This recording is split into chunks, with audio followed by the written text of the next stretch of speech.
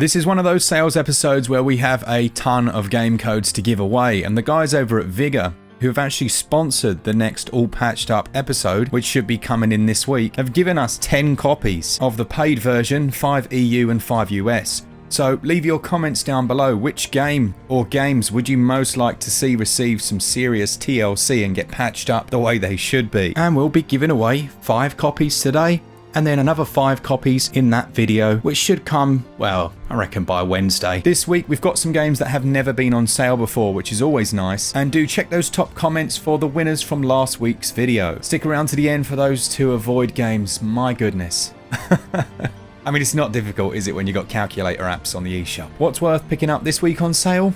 Let's find out.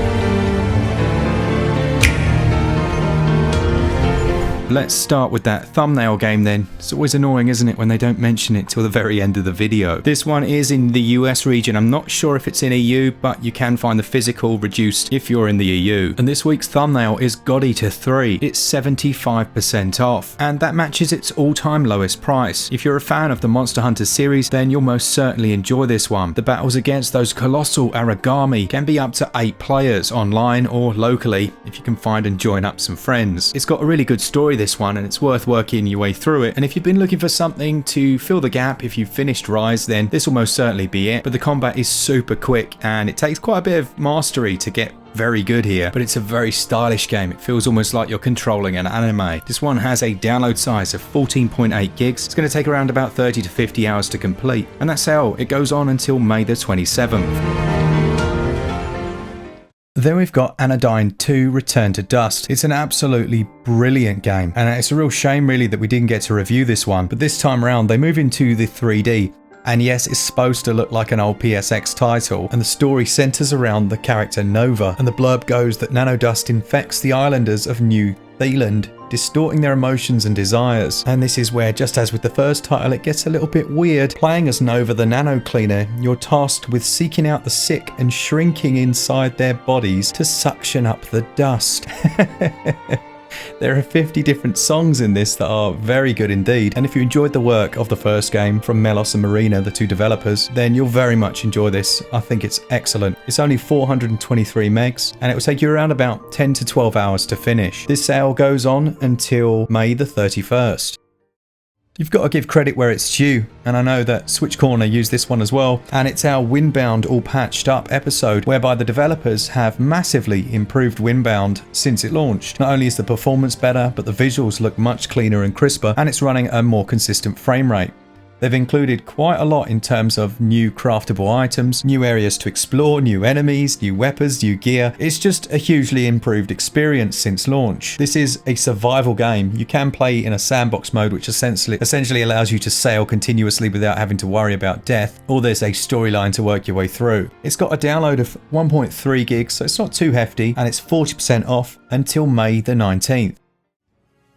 Next up, we've got KONA. Now, I picked this up on sale maybe a year ago and played my way through it. It's very much my style of game. It's a first-person adventure puzzle title where you play as Carl Faubert, I think that's how you pronounce it, who's investigating some surreal events in northern Canada during the 1970s. There are some survival elements here as well, where you'll be battling against the freezing weather. And this is essentially the first of 4 games. It's not overly deep or complex, and it will take you around about 8 to 10 hours to finish it. But I think you'll know from the visuals if this is your cup of tea. It's 75% off, and that's available until May the 19th.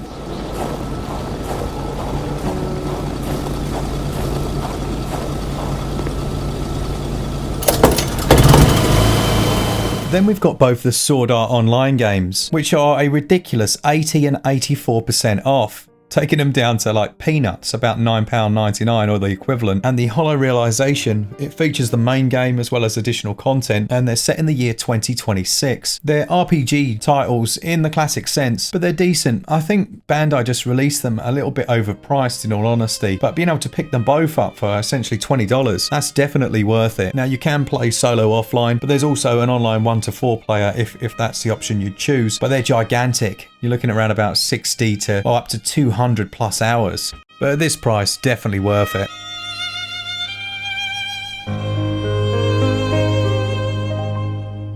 You've got to love Katamari. It's just old school fun, isn't it? You roll a ball and it gradually gets larger, sticks everything to it, and eventually you've got entire houses and elephants and all sorts stuck to it as you roll around the world trying to complete objectives. This one is an EU sale, but you can find it reduced very low indeed physically if you're looking in the US.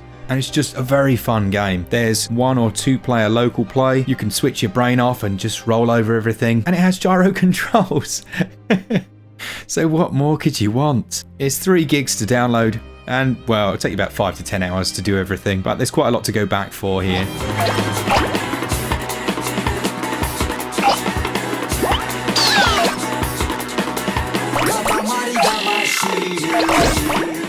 Next up then we've got King of Seas. Now this isn't even out yet, so it's slightly an odd one I guess for me to include, but there is a demo of it and I very much enjoyed it. It's right up my alley. Think Sid Meier's Pirates, but it's got its own quirky style. You can pick between different characters and the demo is absolutely massive. It says it's an hour long, but that's an hour of traversing on the seas. A lot of your time will be spent in port, getting missions, trading and things like that. So go and give it a go. It's a nice little 20% reduction pre-purchase, and I know if we don't get a code I'll definitely be picking that one up myself, as it's just my type of game really. It comes from Team 17 and pretty much straight off the bat in the story you get outcast and have to join the pirates. I like the way they've done the ship customization, and when you defeat enemies you can get rare items and different guns to attach to your own. It gives it a real RPG feeling and it's quite streamlined. Go and check out the demo. It's 1.29 gigs and that game launches on May the 25th.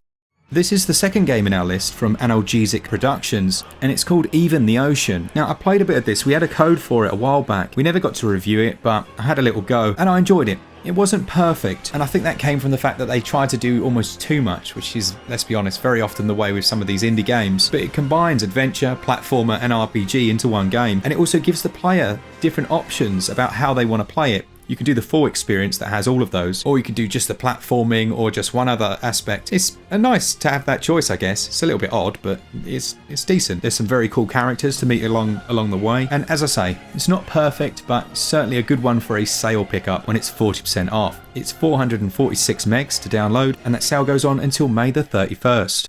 Then we've got Rad from Double Fine Productions. This is another EU sale, so you won't find this one in the US regions, but it's a top-down roguelike that's got a very cool system of mutations. You can grow like crab's legs and become really fast, or get a head that spits fireballs based on the random mutations that you pick up. There are obviously loads of different weapons and abilities to find, but I enjoyed the balancing of it. Now, it hasn't got particularly good scores across the board, and it's an example of where revisiting a game is worthwhile, because this one received so many patches since it launched, and at launch it did look very muddy and blurry.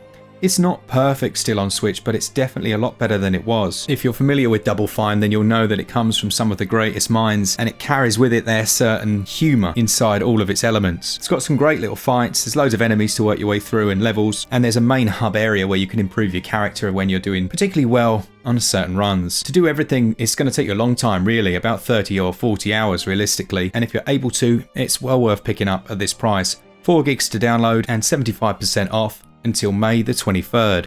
As always, we like to finish with a hidden gem, and this week it's Lichtspiel Double Spear Edition, or Light Spear, which is down to £2.69, that's 70% off. This was one of the first games I ever reviewed on the channel, and not only does it have single player, it's also got 2-player co-op. It's a very fun game, very simple. You aim and then throw your spear. It's all about skill and precision. And there's also a New Game Plus mode, as well as a Rage Quit mode. I'll let you experience that one yourself. It's got a great soundtrack, nice poppy visuals. Poppy visuals? Nice punchy visuals, and it's just a whole lot of fun. This is a real pick up and play game, what I like to call my loading games. The ones that you play while you decide what you really want to play, rather than browsing randomly for ages up and down in the eShop. It's a real thing. This is 682 megs. Take you about 5 or 6 hours to complete, and the sale goes on until May the 25th. Ancient Penguin Viking, Elegant Burst Zombie, Mechatäter, Das Skater Walrus, Ahmed Hipster Giant. Fantastisch! Onto our 2 games you should avoid. Strangely, each and every week we seem to have a couple of people that like these games, but I'll give you my reasons as to why they're absolute garbage. First up, we've got Finn and the Ancient Mystery. On its surface, it's a game that I should enjoy. It's a platformer. I thought that I thought the reasons would flow off my tongue, but actually that's about all I can say about it. It's a platformer. The controls are terrible. When you land on the ground, he does this weird little moonwalk backwards. It's very imprecise. There's a lot of clunkiness and glitchiness as you try and land on different areas, and everything about it's just poorly executed. It's a shame because it could have been good. Unfortunately, it's not. And then finally, there's WWE 2K18, which I watched a review from some poor fellow revisiting it in 2021, hoping for glory, and just as before, it was a slow, buggy mess. It still has that weird thing whereby the frame rate seems to be tied to the speed of the game. So when the frame rate drops, the whole thing it's almost like slow motion, and it's quite painful to watch. Yes, it is improved since it launched, but no, it's not ready. Not nearly ready. Right, that's it for this week. Do leave your comments down below. We shall be giving away some copies of Vigor, and obviously we've got our All Patched Up coming this week that will feature a revisit of that game, as well as a few others that you guys wanted in the comments. If you enjoy the content, then do consider sticking around, and as always, for all things Switch, all the time, keep it Switch up. Cheers guys, see ya!